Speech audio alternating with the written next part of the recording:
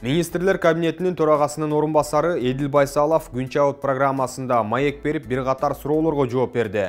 Анда ал Кумтөр алтын гени тууралуу кубанычтуу кабар бар экендигин айтты. Министрлер кабинетинин 100 күндүк иши деп аталган программада айыл чарба, шайлоо, Кумтөр маселеси жана азык-түлүктүн кымбатташы, анын көзөмөлгө алынышы талкууланды. Кумтөр гени Кыргызстанга өткөнү жана эл аралык соттошууда аягы эмне болгону тууралуу суроолор узатылып, ага Эдил Байсалов кубанычтуу жаңылык бар экенин, бирок аны Садыр Жапаров элге өзү сүйүнчүлөсүн деп жооп берди. Ошондой эле Байсалов сын пикирлер жөндүү айтылсын деген пикирин билдирди. Бизге кеңеш айткандар керек, бирок бизге акыл үйрөтпөгүлө. Себеби өкмөт башчыбыздын аты Акылбек, деди Эдил Байсалов. Анын айтымында жаңы министрлер кабинети жогорку квалификациялуу адистерди ишке тартууга умтулууда. Бүгүн 2 февралда жогорку кеңештин жыйыны өтүп, анын жүрүшүндө журналисттер Шайырбек Ташиевден депутаттык мандаты тууралуу сурашкан. Бирок Ташиев бул суроого жооп берүүдөн баш тартып, кийинчерээк расмий билдирүү жасай турганын айтты. Журналисттин суроосуна мандатын тапшырбайт экен деп койгула деген жообун берди. Эске салсак, улуттук коопсуздук мамлекеттик комитетинин төрагасы Камчыбек Ташиев, анын бир тууган иниси